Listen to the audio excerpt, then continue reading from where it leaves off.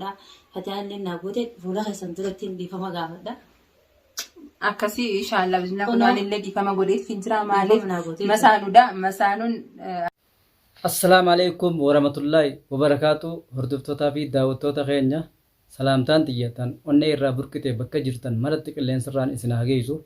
arragaa wanni niin qabadhee dhufe gammachuu ajaa'ibaati. Gammachuun san maali jechuun keessan hin oolamu. Mee osoo gammachuu hin himne hordoftoota fi daawwattoota keenya bakka jirtan maratti isin hundinuu nagayaa fi fayyaa isinitti haa ta'u. Isiniin jaa qilleensarraan ummanni muslimaa hundi keessanuu baga ramadaana jala bultii ramadaanaatiin isin ga'een isiniin jaa bakka jirtan maratti gartee warra amatu soomanu rabbii nu haa godhu. Warra baatii tana keessa khayrii dalagatee khayriin isaa san lokmaafuuz irratti barreeffamteef rabbii isin haa godhu. Rabbii nu haa godhu walumaanuu warra sharree gartee warra sharriin irra katabamteemi warra khayriin irra katabamte nu haa godhuun isiniin jaa du'aayiniin gala kanuma keessa gartee warreen walitti mufattaniis dhiifama walii godhuun barbaachisaadha. Baatiin tun baatii araaramaati, baatii quraanaati, baatii salaatan, baatii soomananii. Baatiin tun baatii khayrii, baatii barakaa, baatii imaanaa waan taateef guyyaa muraasaatu nu hafe. Guyyaa muraasa kana keessatti gartee ibliis hundi hidhaadha jira. Ramadaanni kaniiniif gartee ibliisiif sheeyxaanni adda addaa hundi irraa hidhaa jiru. Baatiin tun baatii khayriin gurguddoon keessa jirtu baatiin ramadaanaa. Gartee warra baatii ramadaanaa tana keessa warra khayrii dalagate khayriin isaa san barreeffamteef lokmaafuuz irratti nu haa godhuun isiniin jaa daawwattoota kiyya bakka jirtan maratti gartee warreen bara kute wajjin soomanne khabarana hin jirre hedduudha. Rabbiin umriis isin haa dheeressu. Haadhaa fi abbaa keessaniis gartee nagaa fi fayyaa itti haa ta'u. Warri jiruuf warri haadhaa fi abbaan isaanii hin jirrees gartee rabbiin rahmata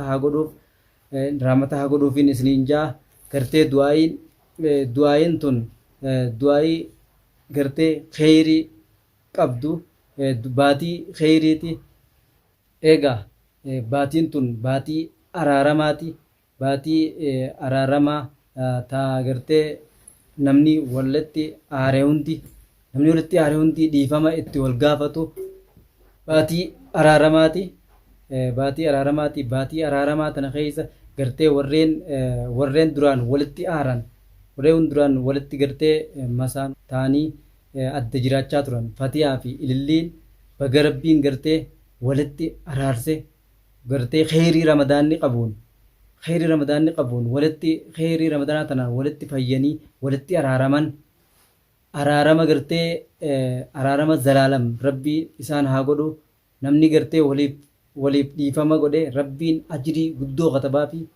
baga rabbiin walitti fayyise fatiyaa fi ilillii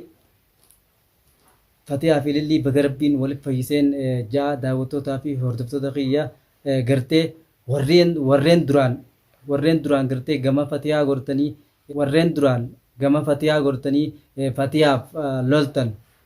loltaniis warreen ilillii loltaniis dhiifama akka gootaniif ililliifis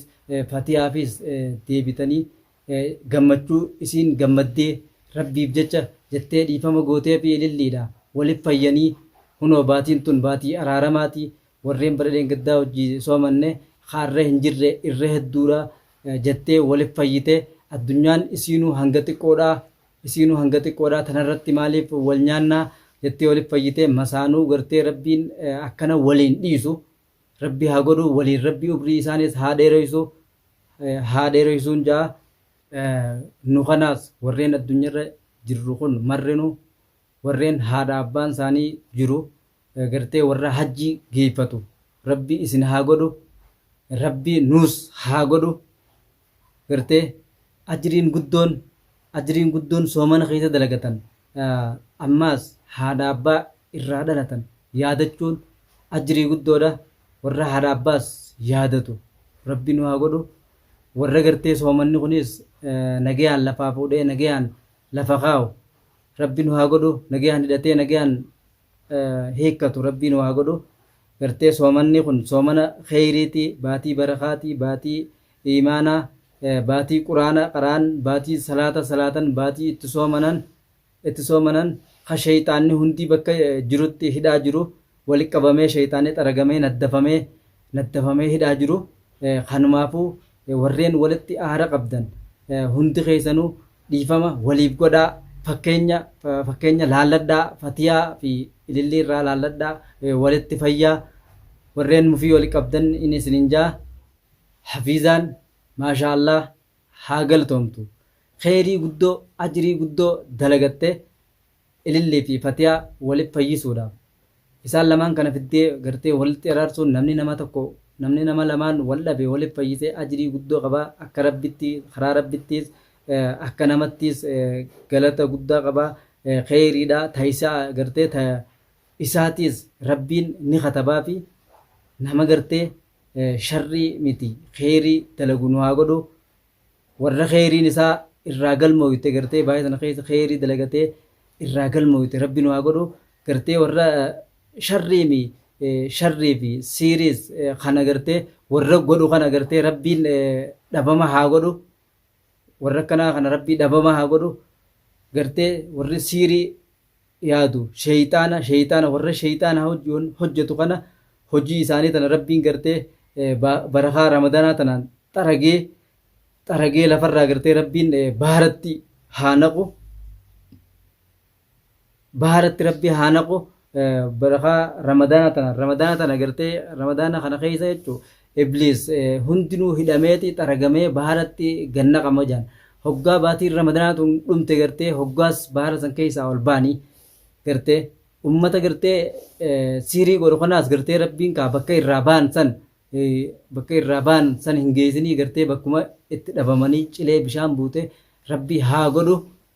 gartee siirii tana gartee siirii tana rabbi nurra haa dhabamsiisu maaliif siiriin tun kheyrii hin qabdu ilma namaa kana gartee wal jibbisiifti wal shakkisiifti hidhamaafti nama fayyaa gartee maraachiti fayyaa gartee qaama isaa kana irrifti gartee warreen akkanaa kana rabbiin gartee lafarraa isaan haa dhabamsiisu boo warreen akka kiyyaa kanatti gartee gammachuu fatiyaa fi ilillii walitti fayyuu isaanii kanaaf gartee gammaddan laayikii sheeriis godhaa viidiyoo tana laaluu hin dhiisinaa gartee baatiin tun baatii araaramaa waan taateef waan fakkeenya namni irraa baratu hojjetan fatiyaa fi ililliin akkasumas hafiizaan isaan gartee walitti fayyisuudhaaf gartee ramadaanaatu as deemaa gartee namni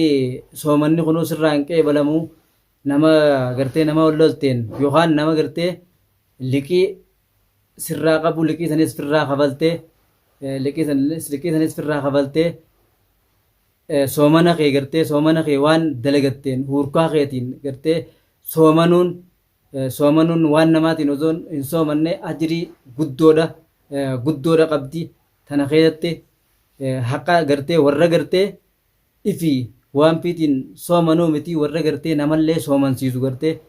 baay'ee tana keessa namallee soomansiisee ajrii guddoo argatu rabbiin nu haa godhu deebii ammaas soomanna kana keessa jechuun nama gartee diliin yoo akka nama jahatam yoo gartee nyaachifte akka nama hajjii dhaqeeti jaa quraanni rabbiitiis hadiisni rabbii akka himuttis akka dhageenyattis nuti gartee duraanuu nama dhageetitti amanee akka dhageenyatti diliin san hundi sirraa haqamtii sirraa gattiqaatti akka nama hajjii dhaqeeti miskiina jahatam gartee soomana kana keessa nyaachisuun warra gartee akkasitti soomana kana keessa miskiinaas nyaachisee yaadatee baatiin tun baatii fitrii baatii zakaa waan taateef gartee kan qabne haqabuuf laatee waliin gartee jiraatan sanii baatiin tun baatii gartee gammachuuti baatii barakaati baatii imaanaati imaanni maaliif imaanni baatii tana keessa bu'ee quraanilleen baatii ramadaana tana akka dhageenyatti baatii yoon dogoggorellee baatii ramadaana tana keessa bu'ee gartee baatii gartee riskiinis keessa buutu baatii barakaati tana rabbiin nuuf haa godhuun jaa daawwattotaa fi hordoftoota keenya gartee yoon isinit dheeradhallee maanu dheerattallee hin jiinaa gartee kheyrii gartee anaa kanaas nama gartee kheyrii dubbatu na haa godhu nama gartee kheyrii dalagee kheyriin saasun irraa qeebalamtu naas haa godhu gartee isinis akkasumatti rabbii akkas warra gartee baatii ramadaana keessa milkaa'ee rabbiin isin haa godhu warra milkiin isaa ramadaana keessa gartee halkan leelatul qadrii san rabbiin isin milkeeyse halkan leelatul qadrii san rabbiin milkii keessa harkatu rabbiin isin haa godhu warra baatii ramadaana keessa gartee milkaa'e rabbiin godheef jaansan rabbumaa nu haa godhu gartee riskii guddoos bakka jirtanitti isinitti haa kennu ilmaan namaa kun hundinuu gartee wanni inni barbaadu riskiidha riskii san boodaan fayyaa guddoo isinitti haa kennu namni fayyaa qabu gartee riskiis waan dhabe hin qabu ni harkata riskiin gartee fayyaa boodaan jirti fayyaan tun jiraannaan wanni jira fayyaan tun jiraannaan addunyaan ni dhufti rabbiin gartee umrii isin haa dheereysu bakka jirtan maratti kanumaafuu ramadaan kariimiin isinin jaa baatiin tun baatii araaramaati bakka jirtanitti ilmaan muslimaa hundi gartee dhiifamaas walii gootanii soomana kana gartee warra nagayaan lafaa fuudhee lafa kaa'u nu haa godhu shaar mubaarak shaar kariim ramadaan kariimiin isinin jaa warra kheyrii keessa dalagatu isin haa godhu kanaafuu assalaamu alaikum warahmatullaahi wabarakaatu